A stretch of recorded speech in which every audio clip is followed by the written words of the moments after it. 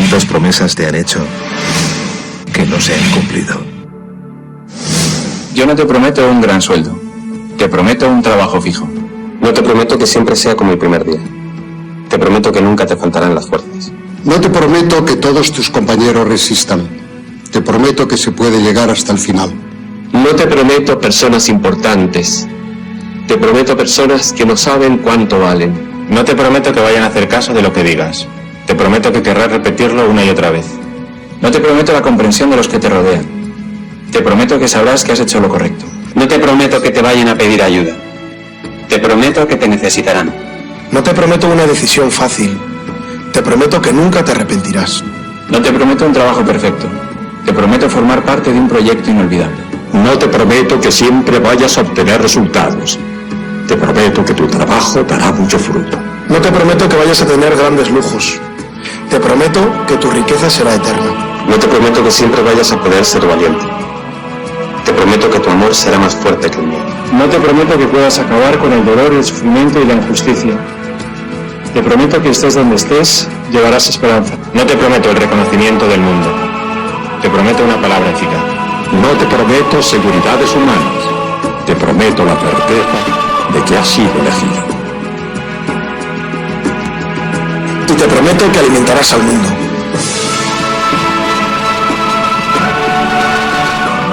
Unirás corazones. Acompañarás a los que sufren. Confirmarás a los que quieren ser fuertes. Experimentarás con ellos la verdadera alegría. Sumergirás a los hombres en la verdad. Y serás sacerdote, testigo de Jesucristo.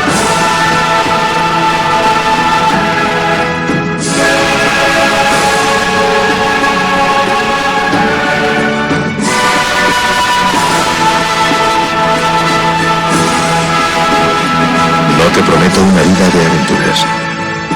Te prometo una vida apasionante.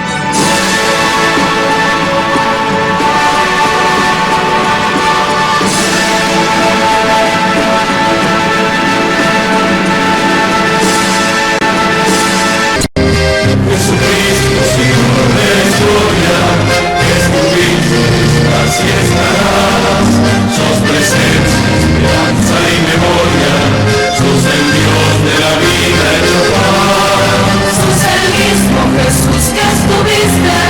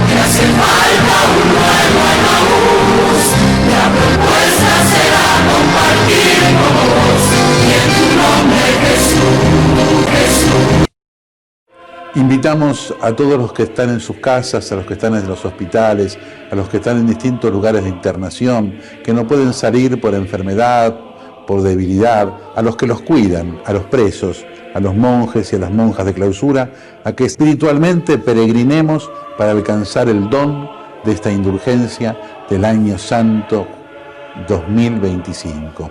En el nombre del Padre, y del Hijo, y del Espíritu Santo. Amén. Pidamos perdón juntos.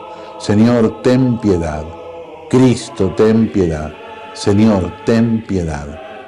Recemos el credo profesando nuestra fe en Dios en el ámbito de la Iglesia. Creo en Dios Padre Todopoderoso, Creador del cielo y de la tierra, y en Jesucristo, su único Hijo, nuestro Señor, que fue concebido por obra y gracia del Espíritu Santo.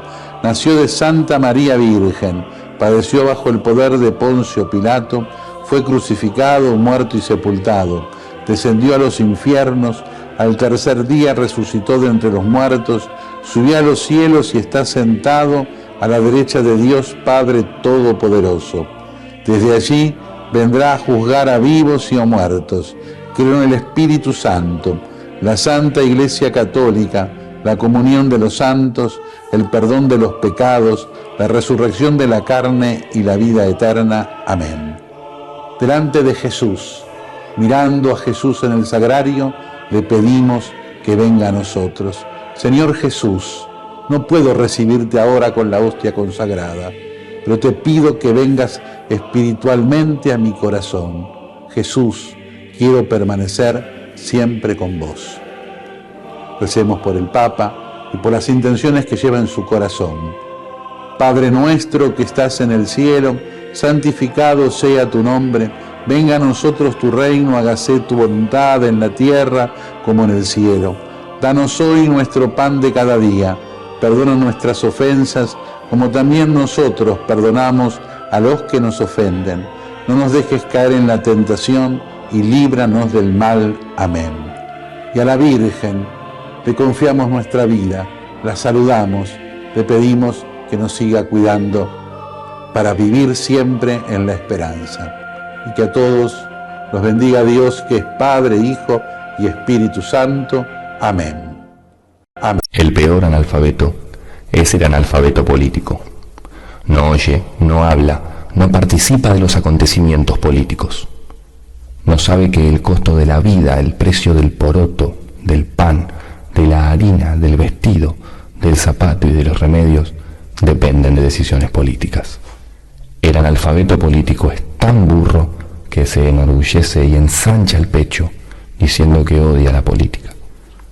No sabe que de su ignorancia política nace la prostituta, el menor abandonado y el peor de todos los bandidos, que es el político corrupto, mequetrefe y lacayo de las empresas nacionales y multinacionales.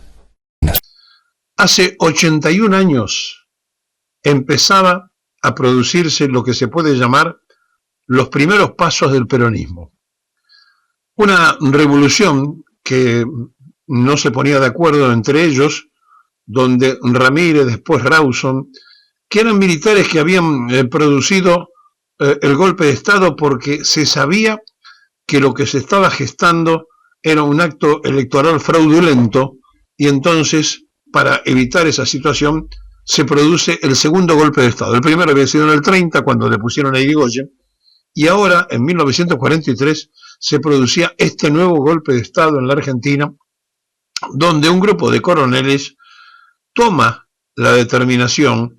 Ellos se reunían bajo la sigla del GOU, del Grupo de Oficiales Unidos, venían trabajando ya para que las tropas militares no fueran tropas de ocupación de la oligarquía vacuna, sino que fuesen representativas del pueblo, donde se nutrían y de donde salían.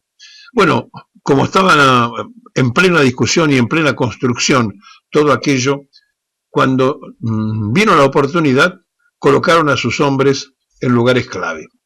Rawson, Ramírez y después Farrell, tres generales, en poco tiempo se pusieron de acuerdo, o no se pusieron de acuerdo, depende de la discusión como la quiera plantearlo, ¿no? Y fueron cambiando para el uso de la presidencia de la República, cuando ya Castillo se había renunciado y estaba a bordo de una fragata de donde presentó su renuncia. ¿Qué había evitado ese golpe? Un fraude que estaba en marcha, organizado para garantizar sobre supuestos comicios la continuidad. Bueno, después venía la discusión interna. Era la gran oportunidad de este grupo de coroneles del GO que dijeron, bueno, es ahora el momento, y entonces empezaron a operar para poner a sus mejores hombres en los lugares clave. Y Mercante y Perón pasaron a ser así entonces hombres trascendentes de aquel tiempo y de aquel momento.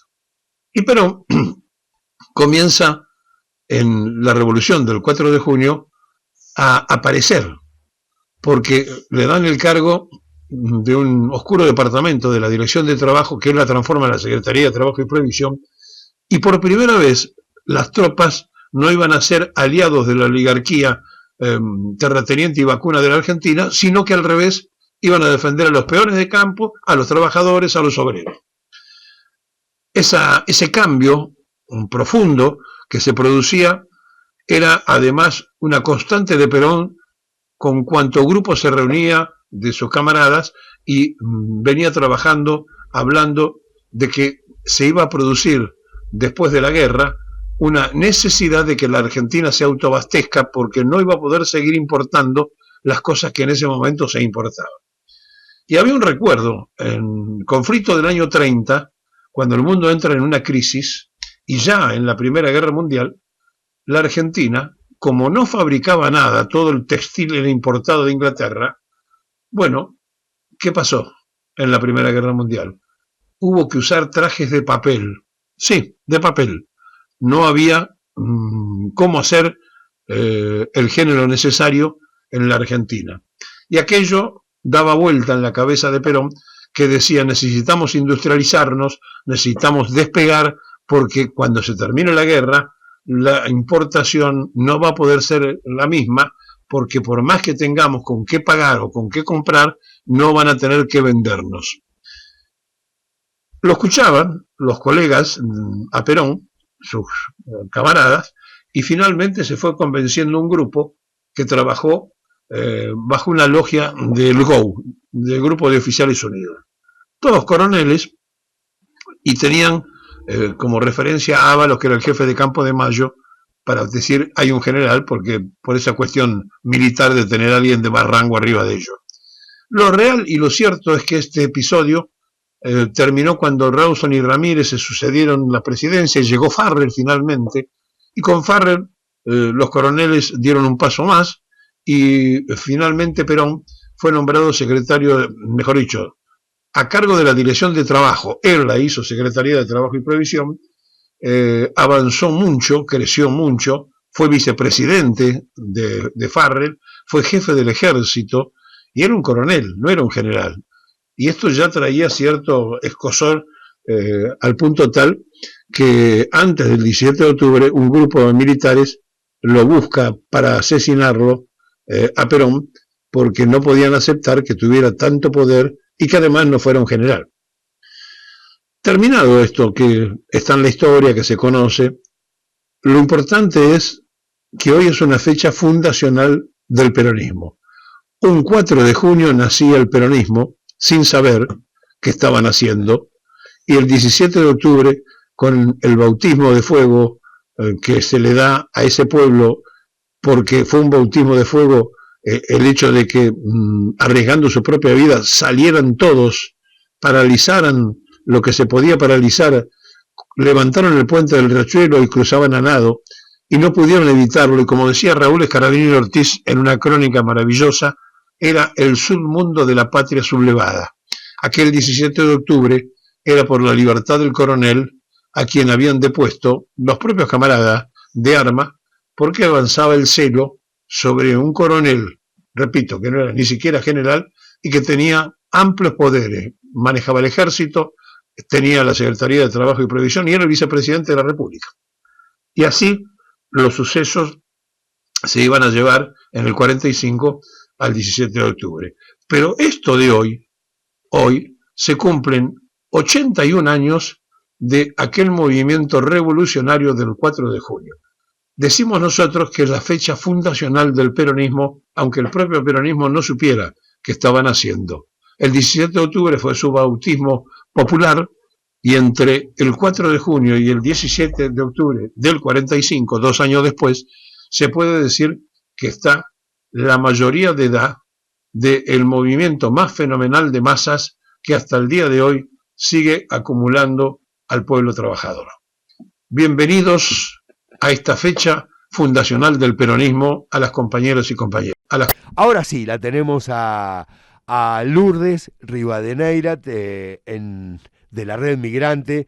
Te escuchamos. Bienvenida ahora sí a la radiográfica. ¿Cómo estás? Hola, ¿cómo están? ¿Cómo están? Pensé que era yo, que no, era un problema mío, que no podía escucharlos. Me perdí todo lo que hablaste. Bueno, no, hice una presentación, estaba avanzando. Decía de que, como quien no quiere la cosa, nos enteramos el jueves de que había un decreto que modificaba la ley migrante, ¿no? Exacto, el decreto 366. Exactamente, ¿no? Y como este país, ¿no? Como a veces estamos desmemoriados, ¿no? Es un país hecho de migrantes, ¿m? Y es una ley, o este es un DNU, todo lo que se ha operado con estos gobiernos. Me acuerdo muy bien que en la década del 90 el gobierno menemista se la pasó haciendo campañas públicas contra los migrantes latinoamericanos y le echó la culpa de todos los males del país. Se los echó, ¿no? Estudiamos esos temas, ¿no? Por eso los recordamos con tanta nitidez. Y bueno, quería preguntarte qué es lo que han analizado ustedes, ¿no? ¿Qué es lo que están pensando de esta norma, de este DNU que ha modificado la Ley Migrante Nacional? Mira, bueno, esto ya nosotros de alguna manera lo sabíamos, había ya hace unos meses que sabíamos que estaban queriendo modificar la ley. La realidad es que por medio de un DNU no hay ninguna necesidad ni urgencia. Todo lo contrario, es más, creemos que en su momento que lo lanzaron fue campaña electoralista, fue justamente unos días antes de las elecciones, por ejemplo, acá en Cava. La realidad es que cambia mucho para la vida de los y las migrantes que residen acá, el tema de, por ejemplo, el acceso a la salud, que tienes que tener permanente. A ver, las personas que no tienen permanente no quiere decir que no están regularizadas acá en Argentina. Para nosotros poder llegar a tener una permanente, primero tenés que pasar por una precaria, que muchas veces lleva hasta un año tener esa precaria, después tener una temporaria que para las personas del Mercosur te llevan 2 años, para las extra Mercosur muchas veces 3 años y hasta más, para después recién tener la permanente. Ahora, eso no quiere decir de que uno no esté regularizado, uno está regularizado en este país, paga sus impuestos, trabaja, estudia, y realmente que esas personas no puedan acceder a la salud gratuita y que tengan que pagar es tremendo, es tremendo. Y lamentablemente va en contra de los grupos más vulnerados, porque la realidad es que, no sé si también leyeron, que en esa modificación también están modificando parte de la ley de ciudadanía. O sea que hoy tú puedes obtener la ciudadanía argentina a un día de llegar acá, a este país, pagando $500.000, según ellos invirtiendo. O sea, hoy la ciudadanía argentina se vende. O sea que cualquier persona, como yo lo digo, y lo digo acá también, o sea, cualquier narcotraficante puede pagar esos 500.000 y va a tener la ciudadanía argentina. Y después están hablando de la seguridad del país, de que ingresan poniéndonos en un lugar de que somos delincuentes, cuando la realidad se sabe que los y las migrantes son personas que vienen a trabajar. Y otra de las cosas que no entiendo de necesidad de urgencia es que Argentina hoy no recibe una gran cantidad de migrantes. Es mentira. Totalmente mentiroso eso.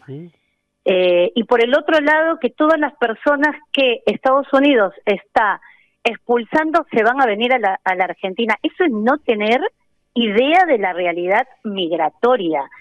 Los migrantes, primero que los migrantes que han sido expulsados en su mayoría son de México, de la India, Filipinas, o sea, no es gente que va a venir a la Argentina, porque además la situación de la Argentina hoy tampoco es digamos que llama para que una persona migra para buscar mejoras, ya sea de trabajo, económica, y poder muchas veces reenviar a sus países. Entonces, todos los argumentos que ellos están usando son mentirosos, y no sé, sacan números que hasta ahora no sabemos de dónde. Uno podría decir, yo lo había señalado cuando todavía no podíamos entablar la comunicación, que es un DNU profundamente clasista, porque le da prioridades a quienes tengan dinero, como vos bien lo explicabas, pero que se la deniega los permisos de residencia, ni que hablar de la ciudadanía, a quienes no tengan recursos económicos suficientes, que se entenderá también, ¿no?, por suficiente. Pero me parece que lo que deja entrever es que hay una perspectiva de la norma profundamente discriminatoria por cuestiones sociales, por cuestiones de clase. Totalmente. ¿No? Es muy clasista. Y algo que Totalmente. Y algo que vos señalabas recién, que me parece que es muy importante, es que no hay flujo migratorio hacia la Argentina.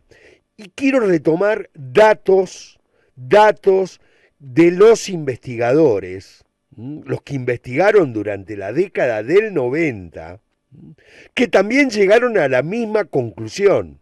Los medios de comunicación y el gobierno de ese entonces informaban que llegaba un aluvión de inmigrantes de países vecinos, especialmente de Bolivia, de Perú y de Paraguay.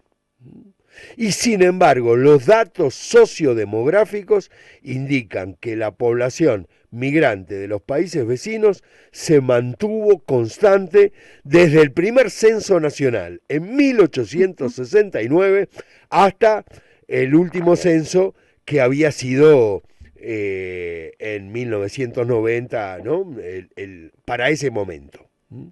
Esto es bueno poder decirlo porque contrasta con la evidencia empírica. No hay migración masiva hacia la Argentina. Y sin embargo, y bueno, la pregunta sería, ¿por qué sacan esta norma por este decreto, ¿no?, si no hay mucho deseo a venir a vivir en un país con tantas dificultades económicas y sociales como es la Argentina, ¿no? Y bueno, a ver, este gobierno va en la línea de todo lo que hace Estados Unidos, primero.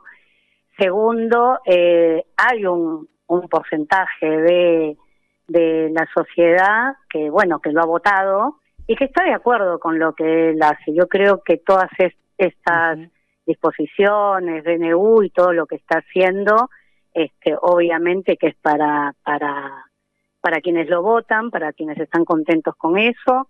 Buscan un chivo expiatorio, como siempre han sido las migrantes, ese chivo expiatorio para culpar de alguna manera a la desfinanciación que se hace tanto a la salud, a la educación. O sea, nosotros podemos ver ahora lo que está pasando con el Garrahan, en fin.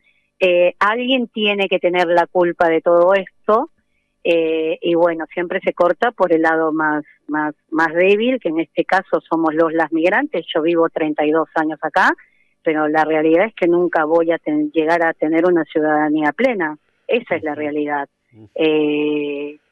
Vine muy chiquita y me pongo a pensar y digo, cuánto aporté a mi país y cuánto aporté a este país, ¿no? Pero sigo sin poder llamarme ciudadana de acá de la Argentina, y no se me reconoce todos los derechos. Entonces, la realidad es que primero que se plantea por los medios de comunicación y todos los discursos que ellos tienen, una realidad que no es verdad, miente, que algo quedará, y bueno, quien escucha en la televisión termina creyendo que es así, que nosotros, en la educación, no dicen, por ejemplo, que el mayor porcentaje de los estudiantes que hay en las universidades son de posgrado, por ejemplo. Y los posgrados se pagan en dólares y al migrante se le cobra mucho más que al nacional, por ejemplo. Ahora, también hablan de los que vienen a estudiar, a hacer la carrera de grado. Normalmente esos chicos después reciben remesas de los padres. O sea, tampoco se habla de eso y de lo que cada uno, obviamente, alquilando, comprando, ya yendo a comprar, usando un bondi, ya uno está de alguna manera aportando. Pero todas esas cosas no se dicen, ¿no? Y obviamente estamos en campaña, están las elecciones, y bueno, es lo que quiere escuchar cierta parte de la sociedad. También tenemos que entender que el discurso y lo que ellos están queriendo instalar en la sociedad es sálvese quien pueda, no desde lo colectivo, donde el otro es el enemigo, y obviamente que están cortando siempre por los sectores más débiles. En este programa, en este plan de gobierno que ellos tienen, no cabemos todos y todas. Y bueno, y empiezan por los jubilados y por las personas con discapacidad, las migrantes. Para ellos somos de segunda y los migrantes de tercera incluso. y no cabemos en eso. Ahora, este DNU 366 entabla una contradicción flagrante con los principios que establece la Constitución Nacional y los pactos internacionales a los que ha adherido la Argentina, ¿no? Totalmente. Sin embargo, no he visto mucha repercusión del lado de acá, del lado de los que no juntan votos en las elecciones agitando fantasmas, ¿no? Sin embargo, uno podría decir, bueno, los sectores reaccionarios, conservadores, neoliberales, ¿no? Las élites oligárquicas siempre han levantado esta bandera, ¿no? Uno podría decir la ley de residencia en 1902, ¿no? Fue una bandera, ¿no? Que utilizaron para combatir a la clase obrera, ¿no? Y ahora, del lado de acá, del lado nacional, popular, latinoamericano, no hemos visto mucha repercusión ¿no? Digo para hacer ecuánimes en el análisis, ¿no? Ya sabemos, ¿no? Que los fachos de conciencia y sentimiento sabemos qué banderas levantan, los entendemos, los combatimos, pero los comprendemos. Ahora, lo que no comprendemos es qué pasa con nuestros representantes, ¿no? Que no han dicho una palabra, porque no los escuché. No se lo escuché a la señora expresidenta en el día de ayer, por ejemplo. No se lo escuché. Aparte de hablar de otras cosas, ¿no? Y de los llamados medios progresistas, tampoco ha sido un tema de agenda, ¿no? Este tema, ¿no? Que, sobre todo porque la Argentina tiene una tradición, ¿no? Quiero recordarles, ¿no? No sé si estamos tan deshistorizados para ser tan ignorantes de no saber cómo se constituyó la Argentina, ¿no? ¿Cómo se constituyó la Argentina? Que también se constituyó con migrantes, con pueblos indígenas que hace 20.000 años habitan esta región del mundo, pero también con migrantes transatlánticos que venían a laburar en la Argentina, ¿no? Bueno, parece que nos olvidamos de estas cosas, ¿no? Lourdes, te dejo para que cierres esta nota y gracias por atendernos. Y nos volvemos a conectar en cualquier momento. No, por favor, gracias a ustedes. Y bueno, a tus oyentes, simplemente decirles que las migrantes venimos a construir este país. Realmente quienes decidimos quedarnos y hacer nuestra familia en este país lo sentimos como nuestro. Yo siempre digo cuando me dicen de dónde eres, y soy de ciudadana del mundo, ¿no? De la patria grande específicamente. Y nada, también creo que con estos retrocesos retrocede toda la sociedad argentina, ¿no? Así que nada, nosotros seguimos en la lucha. Este sábado vamos a tener una reunión con muchas organizaciones de derechos humanos, la academia, organizaciones de migrantes, para ver cómo seguimos, acciones, ¿no?, directas. Estamos solicitando también en el Congreso, ya hablamos con Hugo Yasky, que es parte del Frente para la Victoria, y nos vamos a reunir con ellos. Y bueno, estamos organizándonos para ver cómo vamos a luchar ahora contra esto. Pero bueno, estamos de pie, resistiendo y a seguir construyendo esta Argentina que amamos y que por eso decidimos quedarnos acá. Así que muchísimas gracias. Y te pido que me envíes la invitación. Gracias por esta charla aquí en La Gráfica.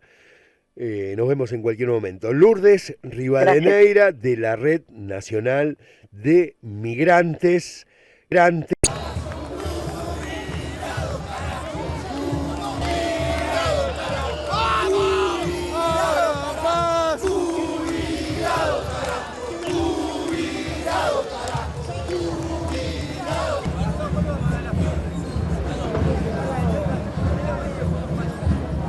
La lástima como estábamos viviendo, ya que nosotros pensábamos que cuando íbamos a llegar a la llamada tercera edad, o sea, adultos mayores, nos íbamos a jubilar, íbamos a tener un descanso, un retiro, podíamos disfrutar de nuestros nietos, de las cosas que edificamos, de todo eso. No pensamos jamás que íbamos a tener que salir a las luchas, porque este gobierno tiene una idea media déspota con nosotros, que no quiere exterminar. Muy mal porque se le recortaron la medicación, el salario es paupérrimo, es muy malo, y el que alquila o tiene que comer o tiene que comprar, si está enfermo, la medicación o vivir en la calle. Entonces eso no es vida después que dedicó todo su tiempo, todos sus años trabajando y aportando al Estado. Entonces el gobierno se está equivocando, o por ahí es algo planificado, de destruir todo el Estado y el país, porque desde ya creo lo está vendiendo.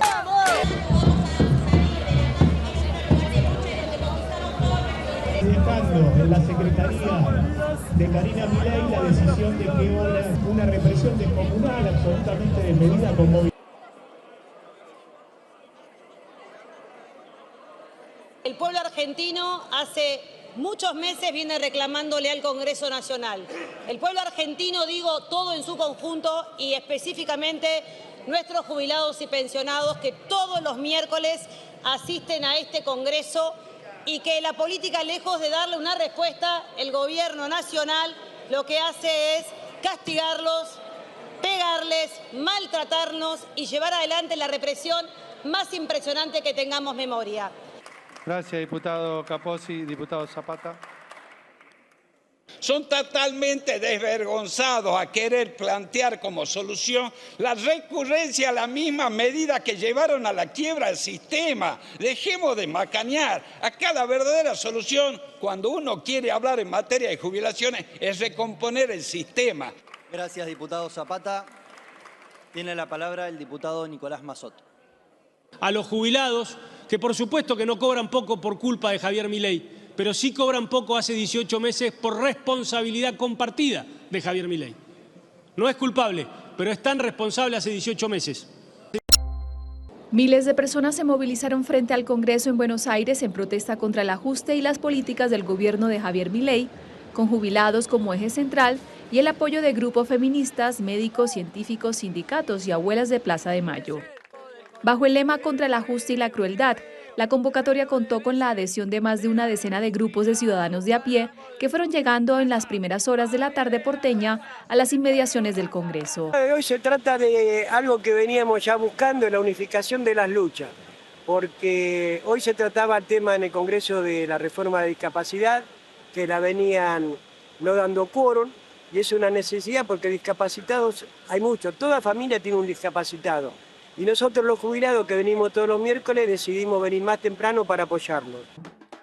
Uno de los colectivos más importantes de la protesta de hoy fue el movimiento Ni Una Menos, que este martes cumplió su 10º aniversario y decidió mover su tradicional manifestación anual para acompañar a los jubilados y otros grupos vulnerables. Estamos acá hoy en la plaza, como todos los miércoles venimos acompañando la lucha que vienen dando los jubilados, las jubiladas, por su salario, por su jubilación digna.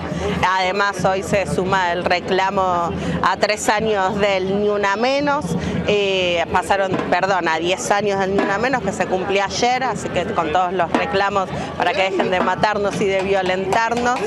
También estuvieron presentes trabajadores del Estatal Hospital Garrahan, que llevan a cabo desde hace varios días una serie de medidas de lucha para obtener mejores condiciones. Porque necesitamos estar presentes en las calles para contar cuál es la realidad del sistema de salud en este momento. Nosotros, particularmente en el hospital, venimos recibiendo ataques sistemáticos desde el año pasado, con un intento de cierre en octubre, a principios del mes de octubre, y con 200 despidos en el mes de enero. En paralelo, puertas adentro del Congreso, los diputados debaten una serie de proyectos que incluyen, entre otras cuestiones, una mejora de las jubilaciones y la declaración de la emergencia en materia de discapacidad, una medida que obligaría al gobierno a garantizar la financiación adecuada de las pensiones por discapacidad y fortalecer la asistencia para ese sector. Cuando estaba ella yo comía asado todos los sábados o domingos, el día que quería. Se me rompió una heladera, la cambiaba. No tenía ventilador, podía comprar. Hoy no puedo comprar 1 kilo de carne, viejo. ¿Qué me venía con ladrona vos? Ladrones son los que están ahora. ¿Piensa de la candidatura de Cristina que anunció ayer como diputada provincial?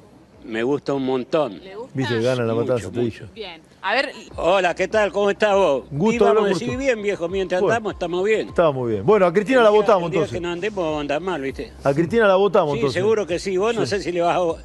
No, vos no sé si le vas a votar, Es que yo no voto en la tercera. No, porque yo a vos te conozco. Yo te conozco porque vos sos contra de Cristina también. Y no, que yo... vos sos de Milei. No, que yo no voto... Acá estamos pasando hambre todos. Yo no voto delincuentes. Todo el país. Yo no voto delincuentes. Ah, ¿sí? Por eso a Milei no lo votá entonces. No, si Cristina está condenada por la justicia, maestro. Decime la verdad. Pero si Cristina está condenada por la justicia. Cristina está condenada por la justicia, ¿o no? ¿Quién te dijo eso? Eso lo inventaron ustedes, viejo. Bueno, los periodistas lo inventaron. Bueno, contame por qué bueno Cristina. Sí, está bien. Contame por qué bueno Cristina. Muy buena, muy buena. Cristina estaba yo antes. Trabajé toda mi vida, ¿no? Cuando estaba ella yo comía asado todos los sábados o domingos, el día que quería. Se me rompió una heladera, la cambiaba. No tenía ventilador, podía comprar.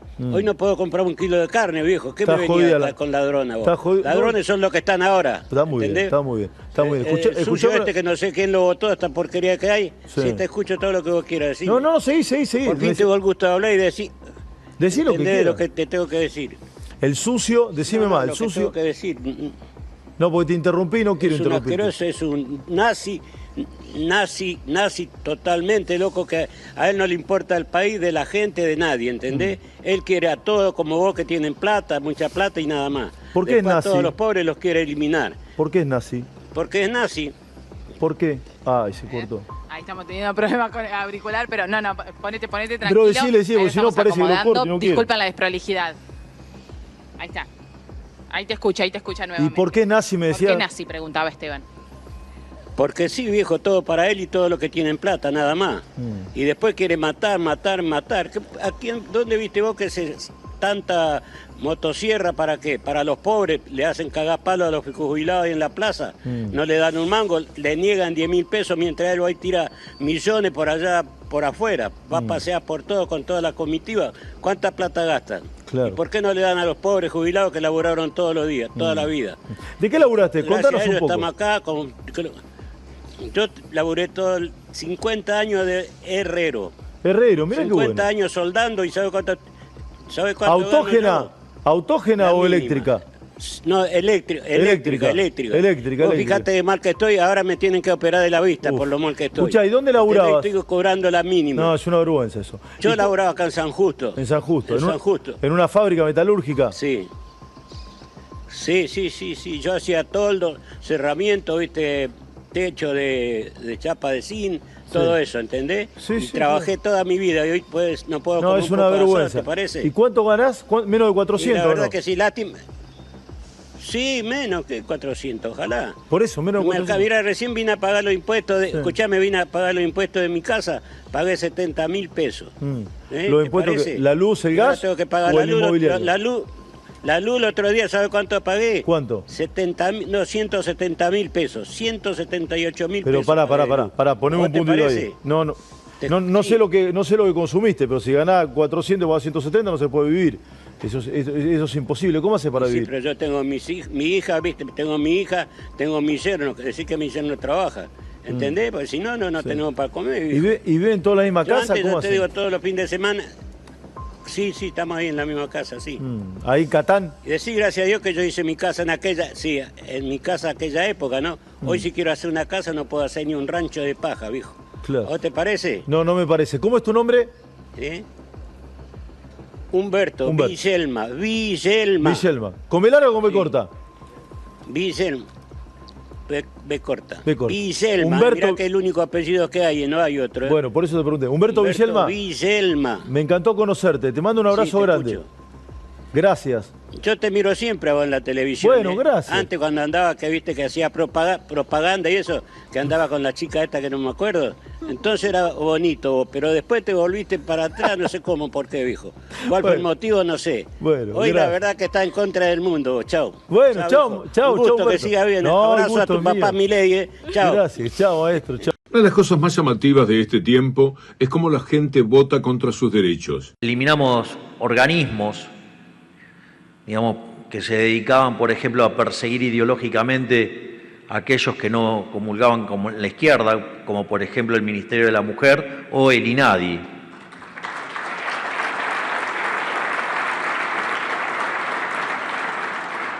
Porque si quieren terminar verdaderamente con los femicidios, no se arregla con cancioncitas y pañuelitos. Se arreglan aplicando la ley. Como la gente aprueba, hasta aplaude, y a veces podríamos decir quiere, a personajes como Milei. Son millones y millones los que siguen a ese hombre que representa una derecha que ha trabajado muy bien contra sus adversarios de la izquierda. Lo primero que han hecho es aniquilar en lo posible, estigmatizar a toda la izquierda para que lo único que queda es poco menos que la derecha. Si ustedes miran los diarios, hoy nomás, el diario, le pegan a Milei un poquito por la estafa que cometió ese presidente estafador, nada menos, con la criptomoneda. Le pegan por algún otro motivo, pero le pegan en realidad porque están peleando siempre por robarse todo, los que se roban todo, que son la mafia de Clarín, que se quiere quedar con Telefónica ahora. Y Milei, en un rapto de sus locuras, dijo no, de ninguna manera, y ahí están en la pelea, entonces le pegan y le pegan. Pero, para suavizar el tema, todos los días, desde hace, ya años en realidad, pero de vez en cuando cruje de una manera especial la locura contra Cristina Kirchner. La tapa siempre es Cristina. Está bien que ayer habló por televisión, se puede entender, pero todos los días viene siendo la tapa. Digo esto porque esta sería la primera de la sorpresa, la cuestión política. No obstante, lo que a mí me angustia, ahora lo vamos a escuchar, le voy a pedir a mis compañeros, cualquiera de las expresiones que ha tenido Milei contra las mujeres. Se cumplen 10 años del Ni Una Menos. ¿Cuántas mujeres, 6 de cada 10, votaron a Milei, sabiendo perfectamente lo que pensaba y lo que es el personaje? ¿Cuántos han votado contra sus derechos, los adquiridos derechos? ¿Cuántos homosexuales han votado a Milei cuando él los considera pedófilos? Cuando les ha dicho cualquier disparate y sobre todo ha habilitado para que haya un profundo desprecio por la condición sexual, por la cuestión de las mujeres y ahora también por los menores y hasta por las personas con autismo. Parece mentira, tan agraviados como han sido el grado de sumisión al que se llega. Tanto es así la sumisión que no se dan cuenta. Proceden desde ese lugar tan triste de la vida, el sentirse, el estar sometidos, pero sin advertirlo plenamente. Son conscientes de las cosas que le pasan por el sometimiento, pero no se refieren. Esto lo decía muy bien la Boetí, citado por un autor que leí hace un tiempo. Voy a buscar esa lectura porque me parece que me va a ayudar a expresarme todavía mejor sobre este tema. Tan sometidos que no lo advertimos. Sí vemos las consecuencias del sometimiento, sí vemos estos insultos que vamos a escuchar a las mujeres, sí advertimos cada uno de los ataques a los homosexuales y sus derechos. Pero ¿cuántos desde la sumisión votaron pese a que se dan cuenta de lo que les ocurre con esa sumisión? Tiene la palabra a continuación la diputada Julia Estrada. Les pido, no me quiero pelear con la diputada Tolosa.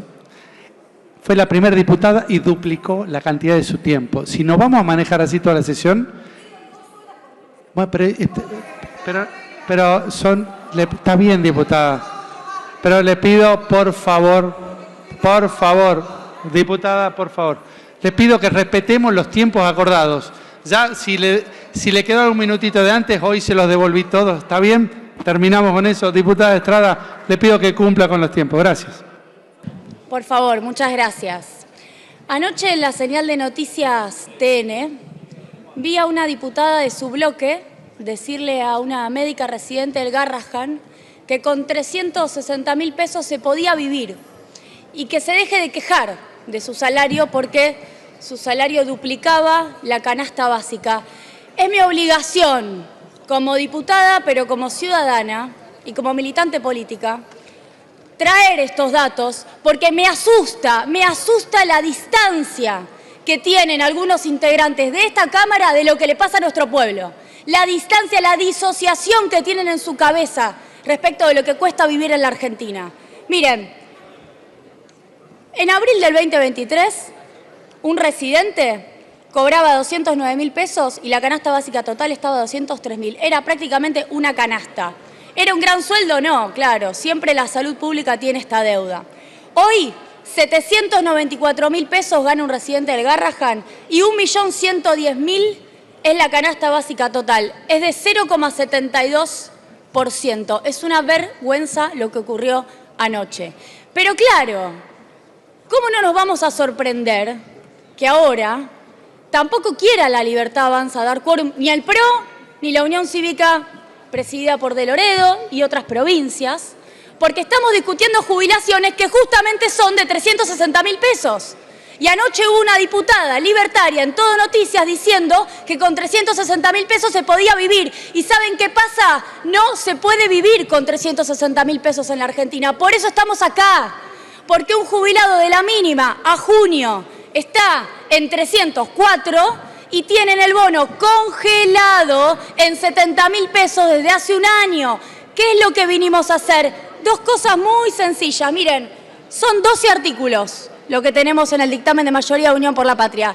El primero dice, otórgase un incremento excepcional y de emergencia a todas las jubilaciones del 7,2%. Como explicaba nuestra integrante del bloque preopinante, es la inflación que les robaron de enero del 2024, que fue de 20,6, y el gobierno, por decreto, Milei, les dio solamente 12,5. Es un acto de justicia, que ya lo votó este Congreso y que Milei lo vetó, insistimos, porque corresponde, es la inflación. Segunda cosa que proponemos, muy sencillo, vamos al artículo 2. Otorgas una ayuda económica previsional por un monto máximo de 115.000 pesos. ¿Qué es eso? Es muy fácil. Los 70.000 pesos que hace un año Caputo tiene congelados, le metemos inflación. ¿Y saben qué pasa? Ni siquiera le ponemos la actualización que le correspondería por el decreto de Milei, porque de ser así el bono daría más de 160.000 pesos. Estamos solamente diciendo inflación. Y esto nos deja una jubilación mínima apenas arriba de los 430.000 pesos. Ningún jubilado se va a hacer rico con este valor. Estamos agregándole un piso muy pequeño de dignidad en un camino que el gobierno debería continuar. Yo quiero recordar otra cosa. Acá en el año 2010, lo han recordado otros integrantes de mi bloque, el famoso Grupo A, la veía hace un ratito a una de las integrantes argumentar, en un contexto en donde Cristina aumentaba las jubilaciones y aumentaba el gasto previsional, estaba en 4 puntos, lo estaba llevando a 5 puntos, dijeron que había que tener 82% móvil, lo cual no es ir a la base de la pirámide, sino que era bastante desigualador, pero supongamos que fuera una iniciativa realmente apropiada por una parte de la sociedad, y eso significaba 2,5% del PBI. O sea, hubo diputados que ahora están acá representando a los mismos sectores que querían aumentar el gasto en 2,5% del PBI. ¿Saben cuánto es el valor del aumento del gasto con esto que estamos proponiendo? Miren, el bono, según la Oficina del Presupuesto del Congreso, es 0,3 del PBI. O sea, razonemos, en un escenario en donde las jubilaciones se están perdiendo, 15 puntos perdió la mínima con Milei. Si la comparamos hace 15 años con Cristina, en el 2010 perdieron 32 puntos las jubilaciones. Las jubilaciones están para atrás. 360.000 pesos ganan los jubilados, de la mínima, la mitad.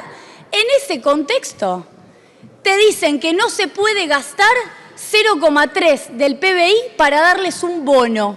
Y tampoco quieren el aumento del 7,2. Y tampoco quieren la moratoria. La moratoria sale 0,08 del PBI.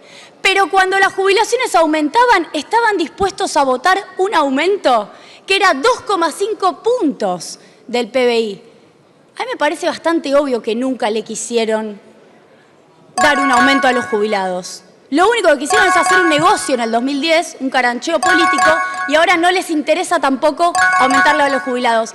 Es muy sencillo el dictamen, 7,2% de aumento para todos, 115.000 pesos de bono y por último, a 13 provincias, La Pampa, Córdoba, Santa Fe, Entre Ríos, Misiones, Chubut, Corrientes, Santa Cruz, Provincia de Buenos Aires, Neuquén, Chaco, Formosa y Tierra del Fuego, se le reconoce la deuda que tiene el Tesoro Nacional con las cajas provinciales no transferidas, cosa que todavía Milei no resolvió. Muchas gracias. Gracias, diputada.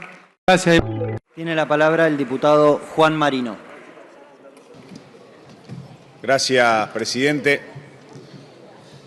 Bueno, es muy importante que en esta sesión aprobemos los proyectos de prórroga de restablecimiento de la moratoria previsional y de aumento para las jubiladas y los jubilados. Sería una respuesta al reclamo que venimos recibiendo en este Congreso de la Nación desde hace meses y meses, con manifestaciones de jubiladas y jubilados que todos los miércoles vienen a la puerta de esta Cámara a reclamarnos que haya un aumento, que vuelva la moratoria.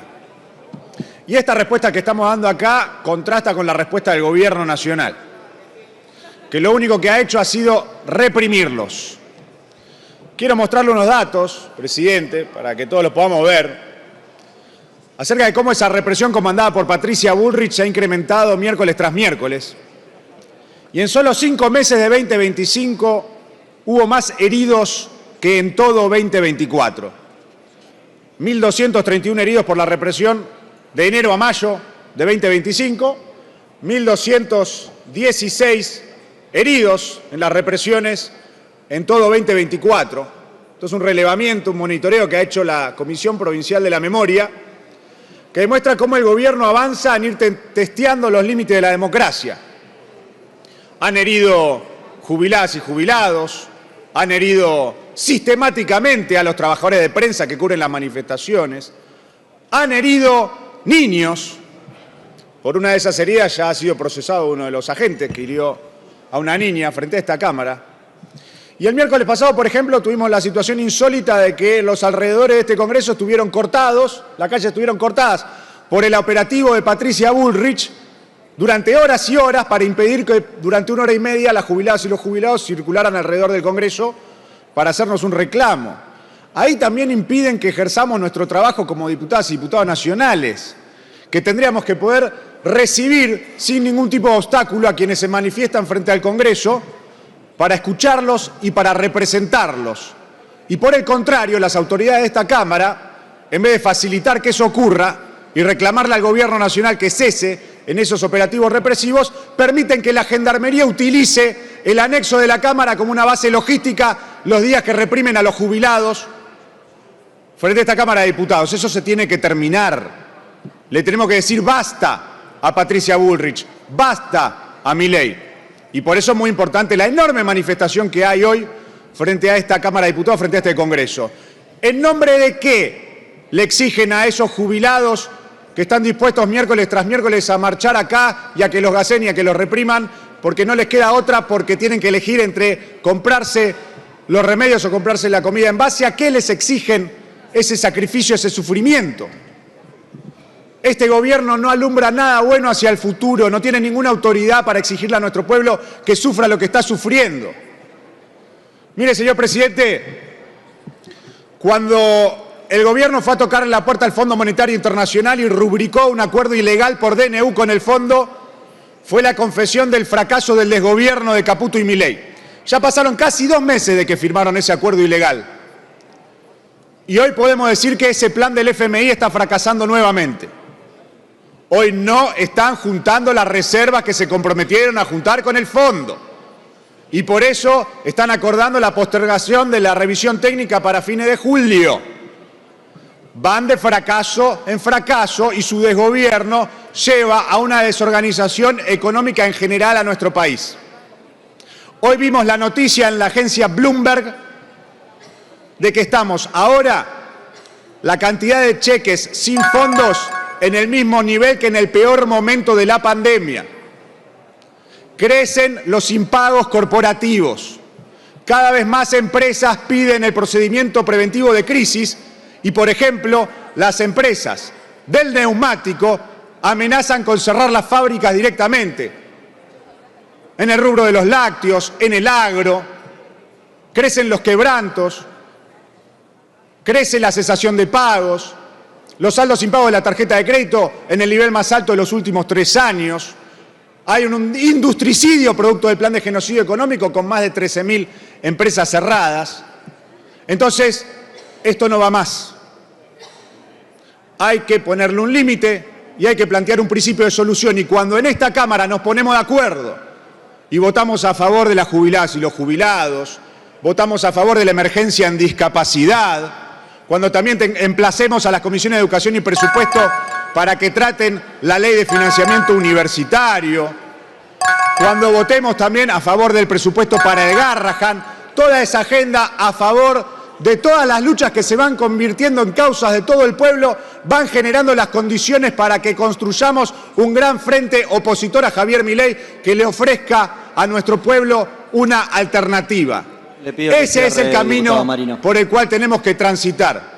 Con cada lucha de nuestro pueblo, convirtiéndose en una causa popular como está sucediendo ahora mismo afuera del Congreso, y con militantes, con representantes, con dirigentes que escuchemos a ese pueblo y que cambiemos el rumbo en el cual nos ha sometido este desgobierno de Javier Milei y el Fondo Monetario Internacional. Muchas gracias, presidente. Gracias, diputado Marino. Diputado Marino. Abstención. Abstención. Diputada Sofía Brambilla. Abstención. Abstención. Diputada Brouwer de Koning. Abstención. Abstención. Diputada Sole Carrizo. Abstención. Abstención. Los Diputado de radicales Loredo. se abstienen. Abstención. Los radicales populares y nacionales se abstienen de votar el aumento a los Diputado jubilados. Garrido. Abstención. De Loredo ahí. Abstención. Diputado Laspina. Abstención. El PRO también diputada se abstiene. Santa Cruz. Garrido Santa Cruz. Abstención. Diputado Nieri. Abstención, presidente. Abstención. Diputada Reyes. Nieri fue uno de los 87 héroes. Diputada Reyes. Bueno, ahí está. Abstención. Diputada Ana Clara Romero. Abstención. Abstención. Diputada Sotolano. Abstención. Abstención. Diputado Tetaz. Abstención. Martín Diputada Tetaz Pamela se opone también al aumento a los jubilados. Abstención. Verasay Diputada responde María Eugenia Vidal. al gobernador Cornejo de Se Mendoza. cierra la votación.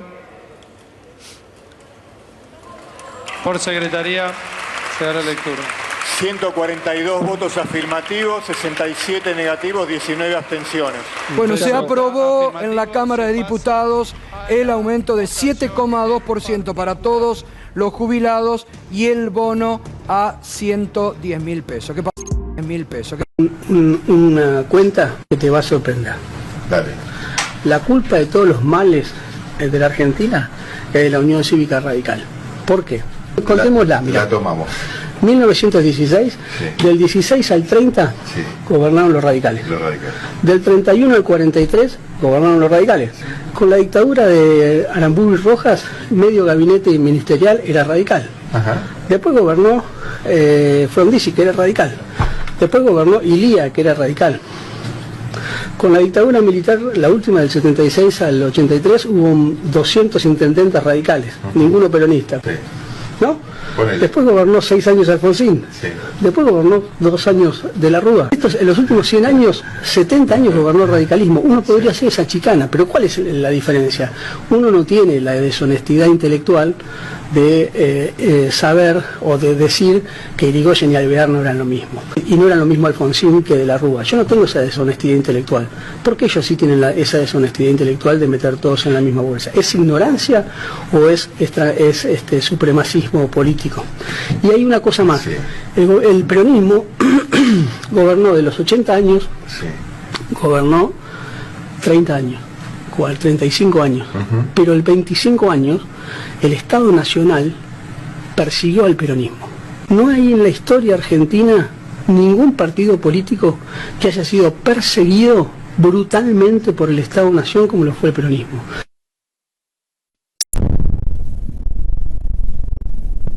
Pueblo que escucha, únete a la lucha. Pueblo que escucha, únete a la lucha. Pueblo que escucha, únete a la lucha. Pueblo que escucha, únete a la lucha.